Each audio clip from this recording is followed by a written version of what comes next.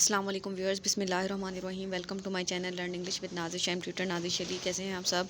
आज का हमारा टॉपिक है the little black boy.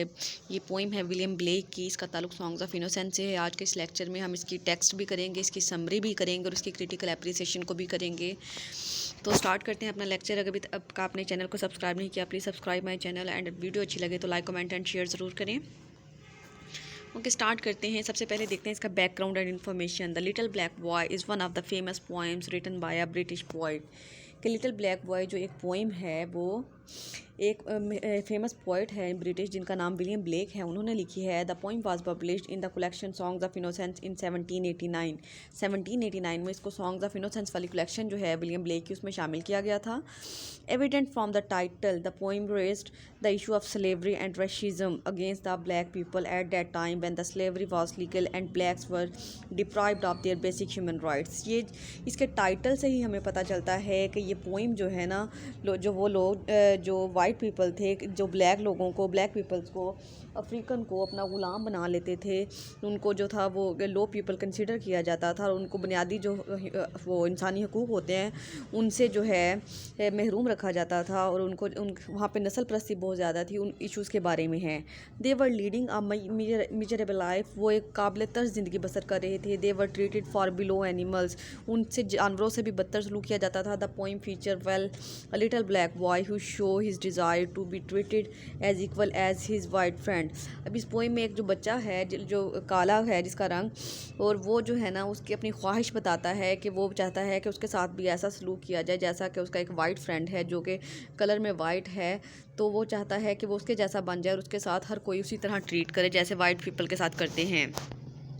Development of situation देखते हैं इस पोइम की। The poem opens on the little black boy giving a little black story about his origins. कि इस पोइम का स्टार्ट लिटिल ब्लैक बॉय से होता है और उसकी जो है वो एक स्टोरी वो इसमें बताता है अपनी मदर के साथ कन्वर्सेशन की। He tells us that his mother bore him in the southern portion of Africa. वो कहता है कि उसकी माँ ने उसको जो था ना अफ्रीका का एक जनूबी एरिया है, जंगली इलाका है, वहाँ पे उसको पैदा किया था। He then emphasizes that he only has black skin but his soul is white. वो कहता है, वो इस बात पे ज़ोर देता है कि सिर्फ उसकी स्किन जो है ना वो उसका रंग काला है, लेकिन उसकी सोल, उसका जो दिल है बिल्कुल सफ़ेद है, बिल्कुल साफ़ है, बिल्कुल पाक है। Just like that of an English child, जैसा कि एक इंग्लिश बच्चे का होता है। Then he tells the readers that his mother brought him up underneath a tree. फिर वो बताता है कि उसकी माँ जो है उसे एक दरख्त के साए के नीचे लेके बैठती है while facing the heat of the sun, जहाँ पे वो सूरज की रोशनी का सामने से देख रहे होते हैं। His mother states that the son is an equal blessing of God that shines it rays on all creatures. तो उसकी माँ उसको समझाती है कि जो सूरज है ना, ये खुदा की जो मखलूक पे सबको बराबर रोशनी देता है, तमाम मखलूक तक जो है ना बराबर रोशनी पहुँचाता है। कोई इसमें जो है वो रेशिज़म नहीं आता, कोई कलर डिफरेंस नहीं आता, कोई कास्ट डिफरेंस नहीं आता, सबको ये बराबर रोशनी देता है। Giving them comfort and Joy, उनको सुकून भी देता है, उनको मज़ा भी देता है। Then she asserts that his black body is like a cloud. फिर वो कहती है कि तुम्हारा जो काला जिस्म है ना, ये सिर्फ एक बादल की तरह है और अ शेडी ट्री, या फिर सायादार दरख्त की तरह है। That is to provide shelter, जिसका मकसद साया प्रोवाइड करना है, एक किसी को पनाहगाह प्रोवाइड करना है। His mother is hopeful that their clouds shall wither away with the blessings of God. और उसकी माँ इस बात के लिए पूरी उम्मीद है और अपने बेटे को भी दिलासा दे रही है कि ये जो बादल हैं ना जल्द जो हैं ख़त्म हो जाएंगे, खुदा की नेमतों से, खुदा के करम से ये सारी चीज़ें जो हैं, सारी मुसीबतें जो हैं, ये सारी ख़त्म हो जाएंगी। Then the boy speaks to an English boy. फिर वो लड़का जो है एक इंग्लिश लड़के की बात करता है जो कि रंग में बहुत ज़्यादा गोरा है। Suggesting him that both of them are born free. वो कहता है कि पैदा तो हम दोनों को ही आज़ाद किया गया था ना, सिर्फ रंग का ही फ़र्क है। They should enjoy their lives around the tenet of God. The little black boy shall provide his shade to the white boy for ensuring God's heat of love. अब वो जो बच्चा है, जो लिटिल ब्लैक बॉय है ना, वो white boy को लेकर उसके दिल में बड़ी ख्वाहिशात हैं, वो उसके जैसा बनना चाहता है। कि वो कहता है कि जब उसके जो वो उसका जो क्लाउड्स हैं, उसके जो शेड है, वो बुरा वक्त जो है उसका ख़त्म हो जाएगा, तो जब वो अच्छे वक्त में जाएगा तो फिर वो अपनी जो हीट होगी ना वो वाइट बॉय को देगा। वो वाइट बॉय के साथ जो है मिसबिहेव नहीं करेगा, बल्कि उसको जो है उसका दोस्त बन जाएगा। The boy shows his desire to be like him. लड़का अपनी ख्वाहिश जाहिर करता है कि वो उसके जैसा बनना चाहता है। So that he might be love, ताकि उससे भी हर कोई मोहब्बत करे, उससे भी हर कोई प्यार करे। अब स्टैंजा वाइज एक्सप्लेनेशन करते हैं हम इसकी। My mother bore me in the southern wild, and I am black, but oh, my soul is white. White as an angel is the English England, but I am black as braved of light. The poem the little black boy begins with the little black boy himself narrating. अब ये poem जो little black boy है ना, ये जो काला लड़का है, छोटा काला लड़का है, वो खुद इसकी कहानी को बयान कर रहा है। The boy tales the reader how his mother gave birth him in the southern forest of Africa. वो बताता है कि किस तरह उसकी माँ ने उसको जनूबी अफ्रीका के जंगलात में उसको पैदा किया था। So his black but only his skin is black. वो कहता है कि सिर्फ उसकी जो स्किन का रंग है ना वो काला है, but his soul is white. लेकिन उसकी जो सोल है, जो उसकी रूह है, वो बिल्कुल पाक है, बिल्कुल सफ़ेद है। The whiteness of course represents purity. मतलब यहाँ पे जो वाइट का वर्ड है ये उसकी प्योरिटी के लिए, उसकी खालस होने के लिए, उसके मुखलिस होने को जाहिर कर रही है। His spirit soul is as white as an angel. वो कहता है कि उसकी जो रूह है, उसका जो दिल है, एक फरिश्ते की तरह साफ़ है। I think the insinuation is that the black child is bemoaning his skin because it gives the appearance that is bereft of light। अब वो जो लड़का है ना, उसको अपनी जो है अपने उसका जो ब्लैक कलर है ना, उसकी वजह से वो खुद को डिसअपॉइंट फील करता है, खुद को जो है वो दूसरों से बैकवर्ड समझता है। लेकिन उसकी माँ जो है वो उसको दिलासा देती है, उसकी ख्वाहिश है इस बच्चे की कि वो भी जो है ना इंग्लिश चाइल्ड की तरह हो, वाइट चाइल्ड की तरह हो, ताकि सब उससे मोहब्बत करें। स्टैंजा 2 है, my mother taught me underneath a tree and sitting down before the heat of day she took me on her lap and kissed me and pointing to the east began to say। The second stanza of the poem continues the narration by the black boy। अब फिर जो है वो black boy है, उसी की कहानी है। सेकंड स्टैंजा में भी in this 4 lines he tells the readers that his mother brought him up and taught him in the shade of a tree। अब वो कहता है कि उसकी माँ ने उसकी परवरिश की और एक दिन उसको जो थी ना एक दरख्त के साए में लेके बैठी हुई थी। In the face of the heat of the sun, जहाँ से सूरज की रोशनी जो थी वो सामने से आ रही थी।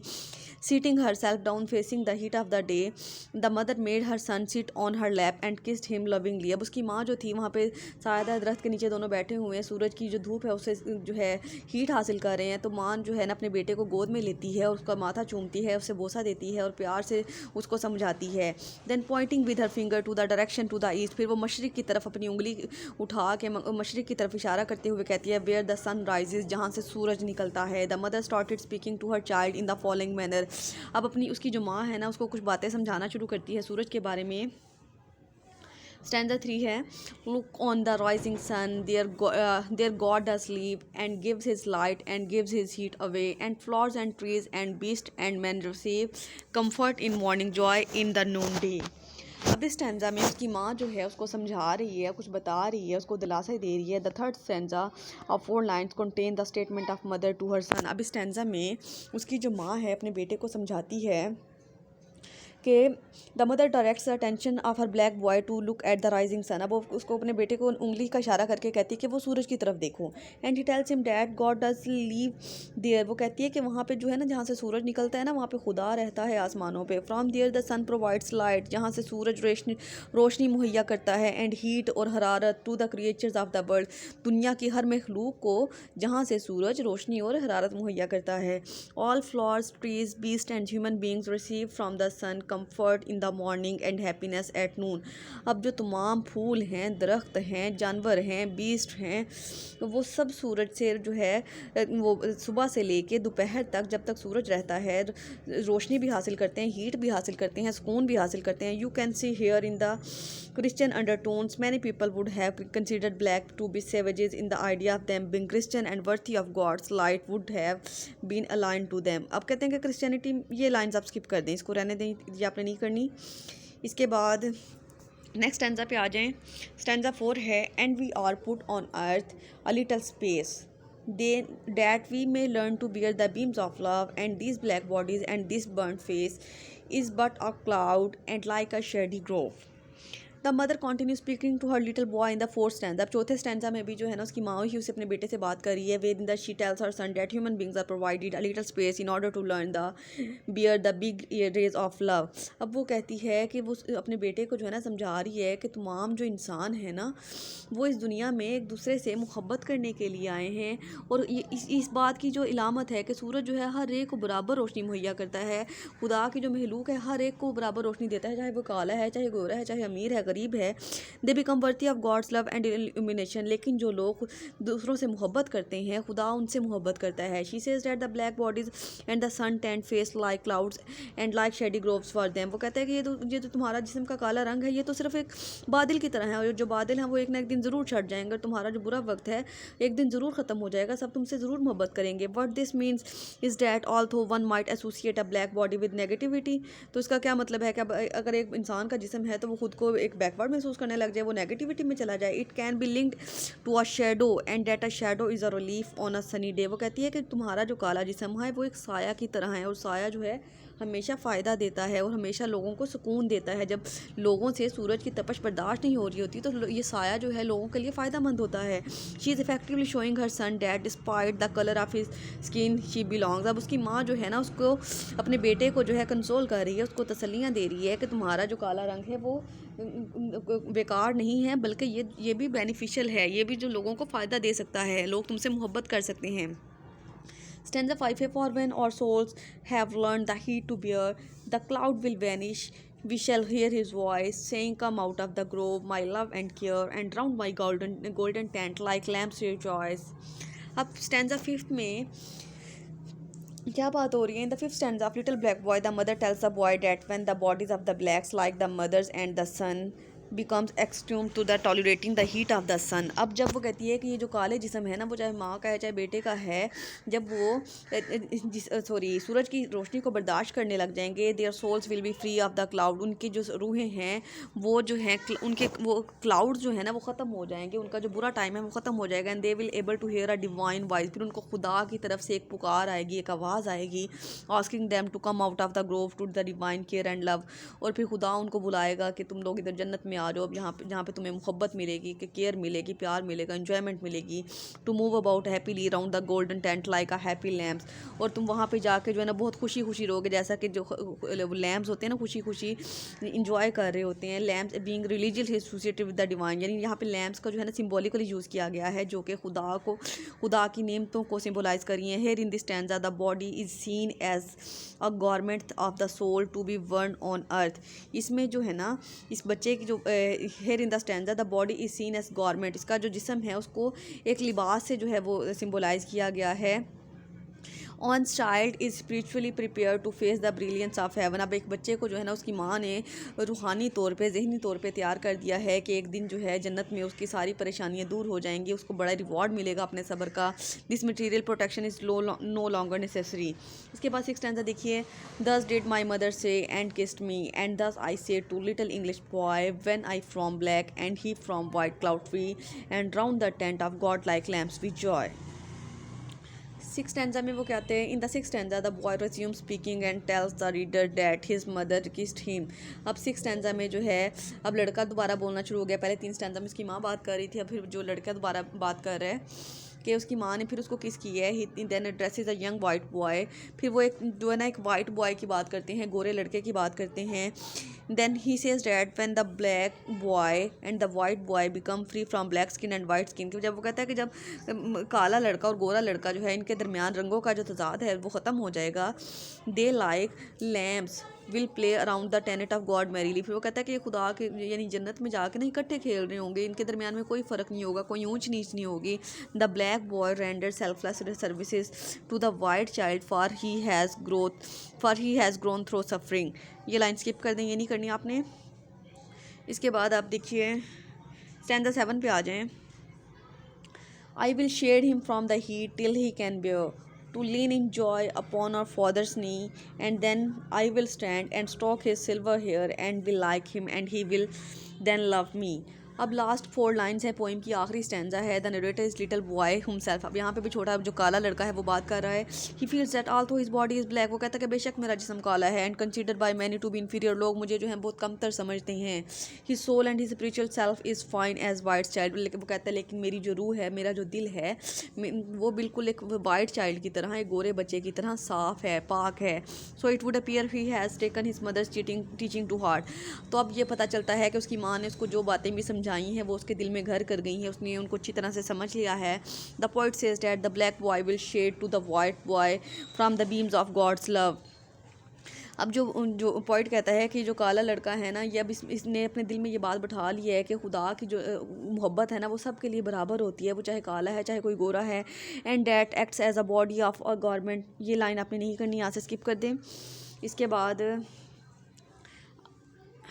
नेक्स्ट पेज पे देखिए ये थीम्स इस पोइम में कौन कौन से दिए गए हैं। The poem explores the theme that were uncomfortable for colonisers lord britishers to discuss. अब इस पे में जो है ना असल में अनकम्फर्टेबल की बात की गई है, बेसुकूनी की बात की है। मतलब जो लोग जो हैं वो नस्लों की बुनियाद पर या कौमों की बुनियाद पर एक दूसरे से फ़र्क करते हैं या लोगों को इन्फीरियर और सुपीरियर समझते हैं। The first major theme of this poem is racial equality. पहला थीम जो है ना नस्ली तजाद है कि लोग नस्लों की बुनियाद पर फ़र्क करते हैं। That little black boy accept from the white boy both in this world and the spiritual world that may come after it. वो अब जो वो काला लड़का है ना वो ये सोचता है कि मैं जो मेरे अंदर खुसूसियात हैं वही गोरे लड़के के अंदर, जैसे उसका दिल साफ़ है मेरा भी साफ़ है। और इस बात की उसने उम्मीद जो है बांध ली है अपनी माँ के समझाने के बाद कि वो इस दुनिया में भी, उस दुनिया आखिरत में भी जो है ना वो ये जो है ये तजाद ख़त्म हो जाएंगे। It was evident that black were considered very inferior to their white counterparts. But the poem argues that black boy is as spiritually pure as white boy who enjoys more privileges than an African black boy.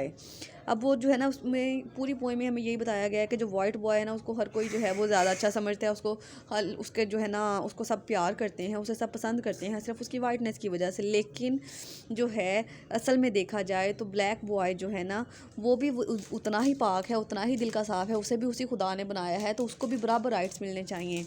And I am black but oh my soul is white. जैसे black बच्चा कह रहा है कि मेरी जो रूह है वो बेशक मेरा रंग काला है लेकिन मेरी रूह जो है वो मुखलिस है, खालिस है। White as an angel is the English England.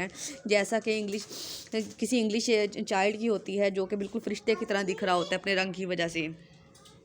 Another theme of this poem is temporal identity on earthly life। यहाँ पे जो है पहचान की बात हो रही है कि जो लोग इस ज़मीन पर रहने वाले लोग जो हैं किस तरह से उनको नस्लों पे, हमारे यहाँ होता है कि नस्लों की बुनियाद पे, ज़ातों के बुनियाद पे या कौमों की बुनियाद पे जो है फ़र्क किया जाता है, पहचाना जाता है।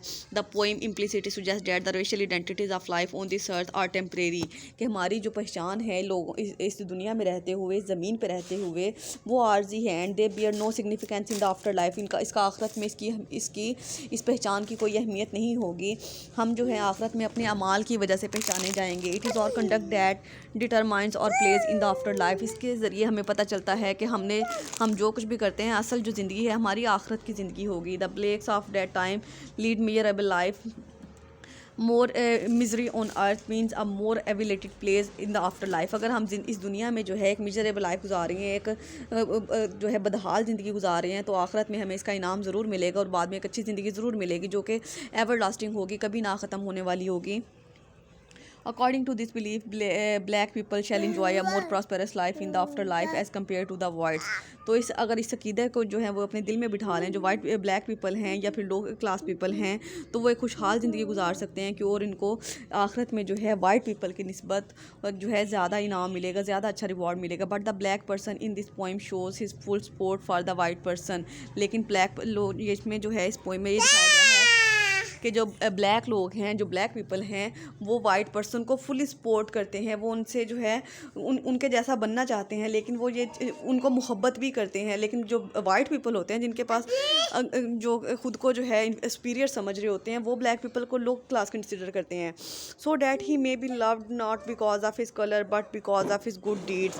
वो कहता है कि हो सकता है कि वो सिर्फ उनके कलर की वजह से उनसे मोहब्बत ना करते हों बल्कि उनके अच्छे अमाल की वजह से करते हों। इसके बाद इस पोइम में कुछ लिटरेरी डिवाइसेस भी यूज़ की गई हैं। Literary devices used in this poem are simile symbols and enjambments simile occurs in this poem when the poet compares a white child with an angel। इसमें सिमिली यूज़ की गई है जब एक गोरे बच्चे को फरिश्ते के साथ जो है कंपैरिजन किया गया है। Mostly associated with